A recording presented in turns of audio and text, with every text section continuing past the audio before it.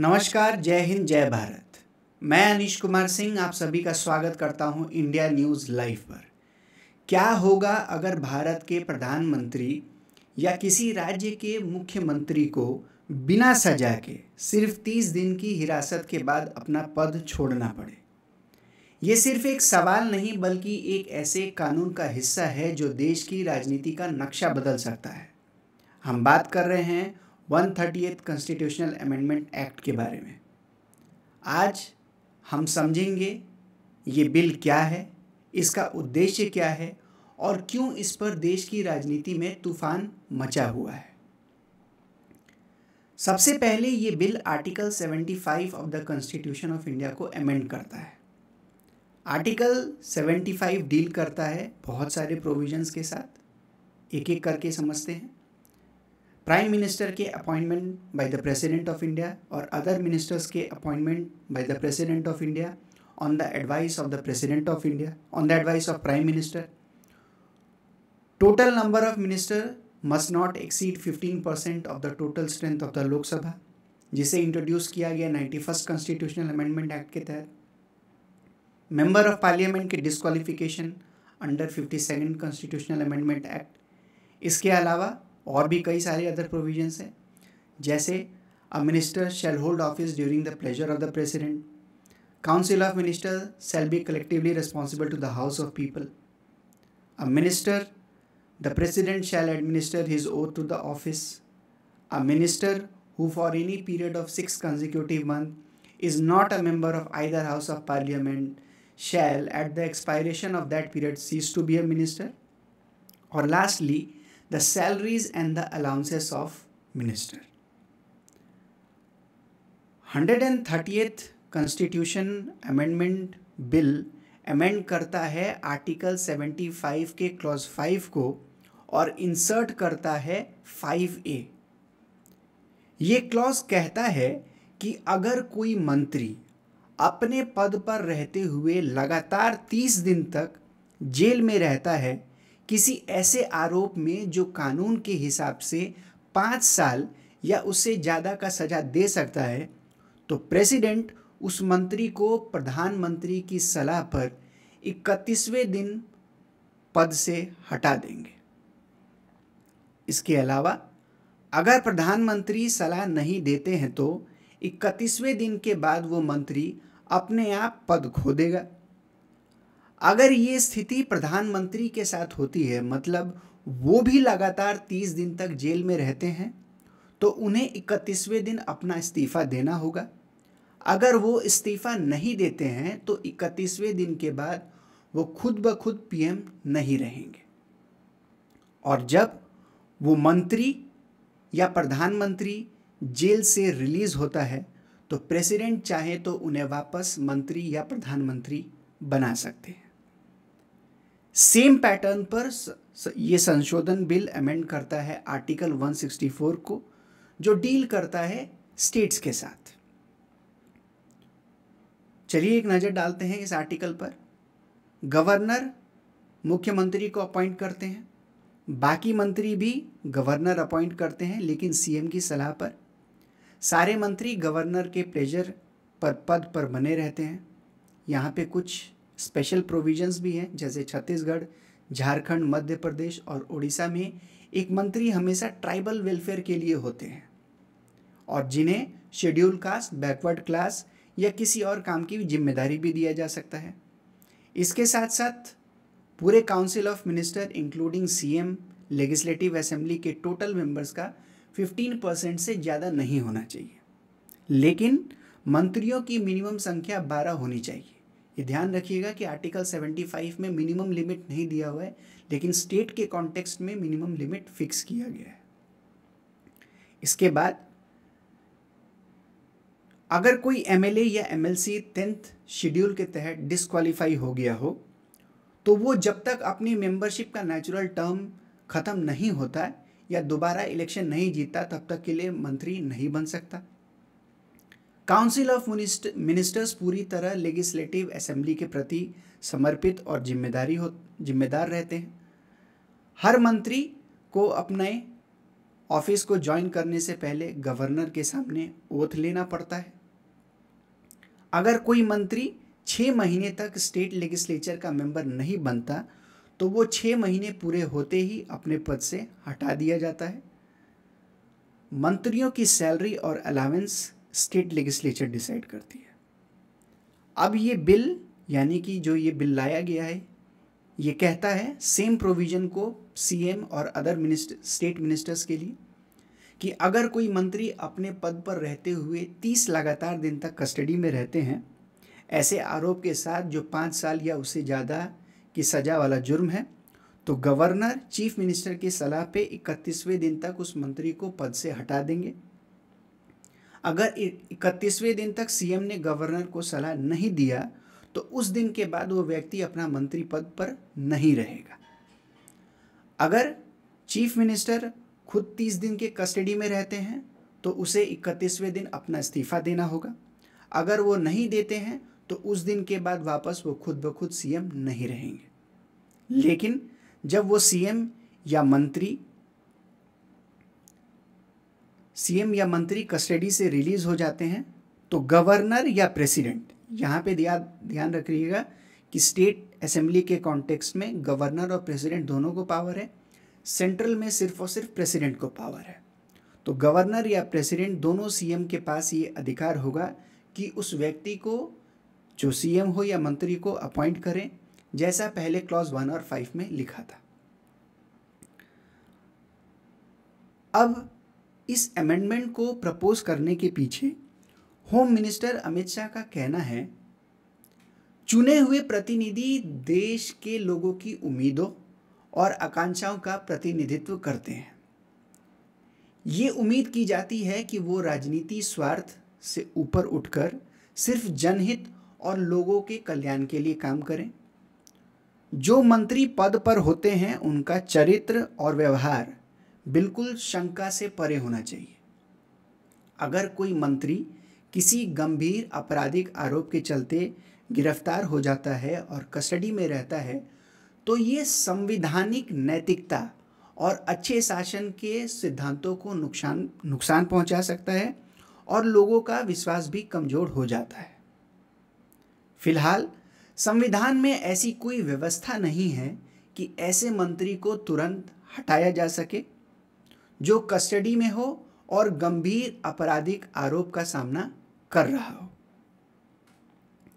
इसी परिस्थिति में आर्टिकल 75, 164 और 239 में संशोधन की जरूरत है ताकि ऐसा कानूनी ढांचा तैयार किया जा सके जिसमें प्रधानमंत्री, मुख्यमंत्री या मंत्री को भी ऐसे मामलों में पद से हटाया जा सके। अब समझते हैं कि अगर ये बिल लॉ बन जाता है तो इसके क्या फायदे होंगे। अगर ये बिल कानून बन जाता है तो भारत दुनिया का एकमात्र डेमोक्रेसी बन जाएगा जहां बिना कन्विक्शन के ही सिर्फ अरेस्ट और कस्टडी की वजह से टॉप मिनिस्टर्स का ऑटोमेटिक रिमूवल हो जाएगा। ये एक बड़ा बदलाव होगा क्योंकि ज़्यादातर डेमोक्रेसीज में ऐसे मामले में रिमूवल राजनीतिक प्रक्रियाओं यानी कि पॉलिटिकल प्रोसेस, न्यायिक हस्तक्षेप, जुडिशियल इंटरवेंशन या फिर खुद की इच्छा से दिए गए रेजिग्नेशन यानी कि वॉलंटरी रेजिग्नेशन पर निर्भर होता है। अभी के समय में हमारे संविधान में ऐसा कोई भी सीधा नियम नहीं है जो प्रधानमंत्री, मुख्यमंत्री या किसी मंत्री को के जेल में होने पर उनकी कुर्सी से हटा दे। एमपीज और एमएलएज के डिस्क्वालिफिकेशन का मामला आर्टिकल 102 और 191 के तहत आता है जिसे रिप्रेजेंटेशन ऑफ पीपल एक्ट 1951 के जरिए लागू किया जाता है। इस कानून के मुताबिक अगर किसी एमपी या एमएलए को 2 साल से ज़्यादा की सज़ा होती है तो उनका डिस्क्वालिफिकेशन हो जाता है, लेकिन सिर्फ अरेस्ट होने या इन्वेस्टिगेशन चलने से उनका पद खत्म नहीं हो जाता। यही वजह है कि आज भी हम ऐसे कई उदाहरण देखते हैं जहां नेता जेल में होने के बावजूद अपने पद पर बने रहते हैं। गृह मंत्री अमित शाह ने कहा कि अगर केजरीवाल जेल में होते हुए तुरंत अपने पद से रिजाइन कर देते तो शायद आज ये संशोधन लाने का जरूरत ही नहीं पड़ता। उन्होंने कहा, दिल्ली के पूर्व मुख्यमंत्री अरविंद केजरीवाल 5 महीने से ज़्यादा जेल में रहे दिल्ली एक्साइज पॉलिसी केस में। सुप्रीम कोर्ट ने उनको इंटरिम बेल जरूर दिया, लेकिन उनको सेक्रेटेरिएट जाने पर रोक लगा दिया था। इसी दौरान दिल्ली हाई कोर्ट में उनके रिमूवल का पिटीशन भी आया, लेकिन हाई कोर्ट ने कहा कि कोर्ट के पास ऐसा कोई पावर ही नहीं है कि वो ज़बरदस्ती उनको पद से हटा सके। ये एक वॉलंटरी एक्ट होना चाहिए, जो कि केजरीवाल ने नहीं किया।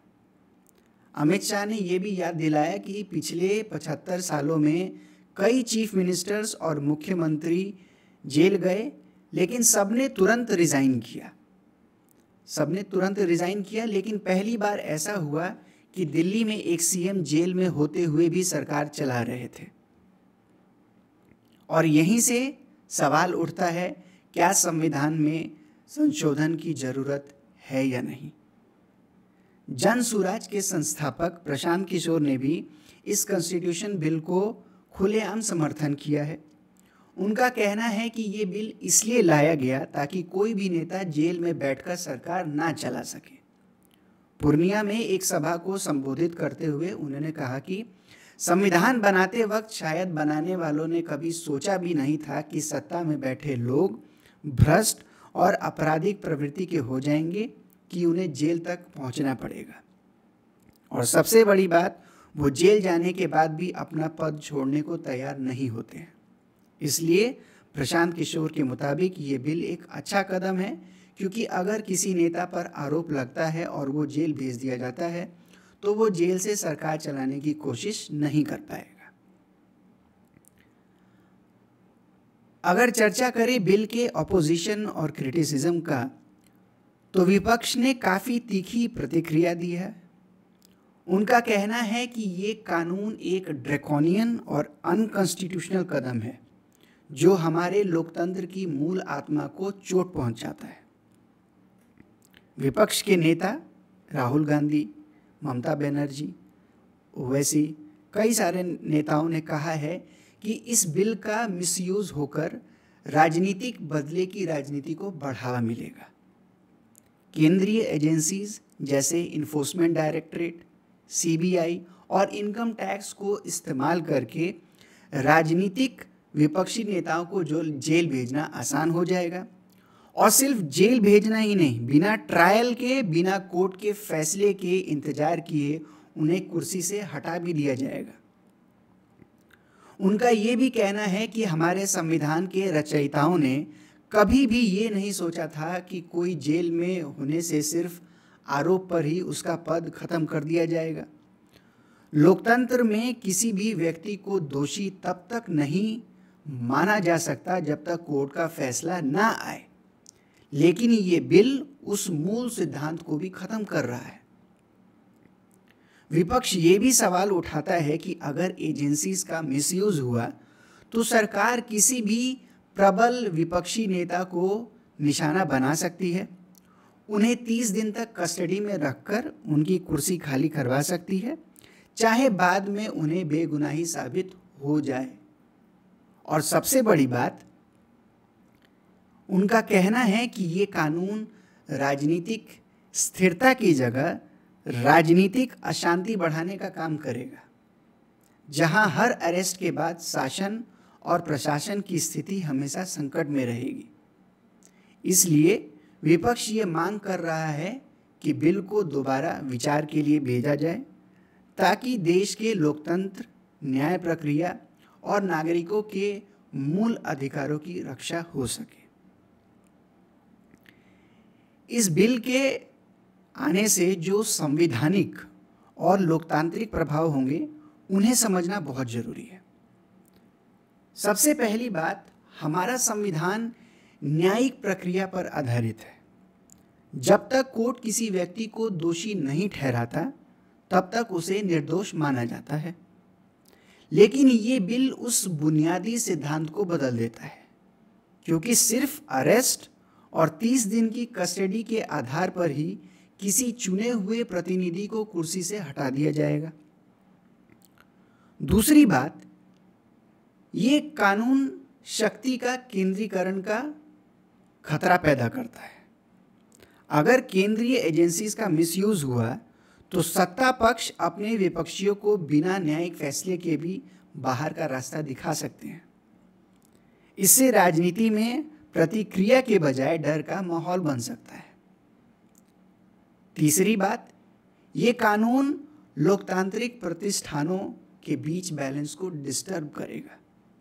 हमारा संविधान जुडिशरी, लेजिस्लेचर और एग्जीक्यूटिव के बीच के एक संतुलन को बनाए रखता है, लेकिन इस बिल के बाद न्यायिक प्रक्रिया के बिना ही कानूनी तौर पर चुने हुए नेता को हटा देना इस बैलेंस को तोड़ सकता है। और चौथी बात, ये आम जनता के मत का अपमान भी हो सकता है, क्योंकि जो नेता लोगों के किसी की वोट से चुनकर आते हैं उसे एक आरोप के आधार पर कुर्सी से हटा दिया जाना, चाहे बाद में वो कोर्ट से बाइज्जत बरी ही क्यों ना हो जाए। इसलिए ये बिल हमारे संविधान की आत्मा, न्यायिक प्रक्रिया और लोकतंत्र के मूल सिद्धांतों पर गहरा चोट कर सकता है। इस पर गहरी सोच विचार की जरूरत है ताकि कानून बनाने की भागदौड़ में हम अपने लोकतंत्र की सुरक्षा कर पाए। अब बात करते हैं इस बिल से जुड़े लेजिस्लेटिव और उनसे जुड़े संभावित लीगल चैलेंजेस की। सबसे पहली बात, ये बिल एक संवैधानिक संशोधन है, मतलब इसे लागू करने के लिए पार्लियामेंट में 2/3 बहुमत की जरूरत होगी। सिर्फ लोकसभा और राज्यसभा में पास होना ही काफ़ी नहीं होगा, आधे से ज़्यादा राज्यों में विधानसभाओं की मंजूरी लेना भी पड़ेगा। ये प्रोसेस दिखाता है कि ये सिर्फ एक आम कानून नहीं बल्कि संविधान में गहरा परिवर्तन है। दूसरी बात, ये कानून कोर्ट में भी चुनौती का सामना करेगा। ओपोनेंट इस बात का हवाला देंगे कि ये बिल बेसिक स्ट्रक्चर डॉक्ट्राइन को तोड़ता है, जो कहता है कि न्यायिक प्रक्रिया और लोकतांत्रिक मूल्य हमारे संविधान के बेसिक स्ट्रक्चर है। सिर्फ अरेस्ट के आधार पर किसी नेता का पद छीन लेना इनोसेंट अनटिल प्रूवन गिल्टी के प्रिंसिपल के खिलाफ माना जा सकता है। तीसरी बात, अगर ये बिल पास हो भी जाता है तो सुप्रीम कोर्ट के सामने इसके लंबे समय तक लीगल टेस्ट होना निश्चित है। वहाँ ये देखा जाएगा कि क्या ये कानून सत्ता का दुरुपयोग रोकता है या उसका रास्ता खोलता है। और सबसे महत्वपूर्ण बात, ये पूरी प्रक्रिया हमें ये सोचने पर मजबूर करती है कि कानून सुधार करते वक्त हम संवैधानिक मर्यादा और लोकतंत्र के संतुलन को कैसे बनाए रख सकते हैं। कानून बन जाए लेकिन न्याय और जनहित के आधार पर उसका प्रयोग हो, ये सुनिश्चित करना सबकी जिम्मेदारी है। अब इस पूरे मामले के हम सार को समझते हैं। सोचिए जरा, क्या हम एक ऐसा देश चाहते हैं जहां कोई भी नेता जेल से सरकार चलाए? शायद नहीं। लेकिन दूसरी तरफ क्या हम चाहते हैं कि कानून का दुरुपयोग हो और सिर्फ अरेस्ट के आधार पर किसी नेता को हटा दिया जाए? ये भी हम सबके लिए सोचने का विषय है। तो कुछ अगर रिकमेंडेशन में कहा जा सकता है कि चेक्स एंड बैलेंसेस होना चाहिए ताकि अरेस्ट का दुरुपयोग ना हो। जुडिशियल ओवरसाइट जरूरी है ताकि ये तय हो कि अरेस्ट जेन्युइन है या सिर्फ पॉलिटिकल प्रेशर का रिजल्ट। पब्लिक अकाउंटेबिलिटी को मजबूत करना होगा, क्योंकि आखिर में नेता हम सब के वोट से ही कुर्सी तक पहुंचते हैं। अंत में मैं आप सबसे एक सवाल पूछना चाहता हूं, क्या आपको लगता है कि ये कानून देश के लिए एक सुधार है या फिर ये लोकतंत्र के लिए एक खतरा बन सकता है? अपने विचार कमेंट सेक्शन में जरूर लिखिए। शायद आपके आइडियाज़ और इस डिबेट को और ज़्यादा मीनिंगफुल बना सके। और हाँ, अगर आपको लगता है कि ये डिस्कशन इम्पॉर्टेंट है तो वीडियो को शेयर कीजिए ताकि ज़्यादा से ज़्यादा लोग इस मुद्दे पर अपना ओपिनियन दे सकें, क्योंकि लोकतंत्र तभी मजबूत होता है जब हम सब मिलकर अपनी आवाज़ उठाते हैं। मिलते हैं अगले वीडियो में। जय हिंद।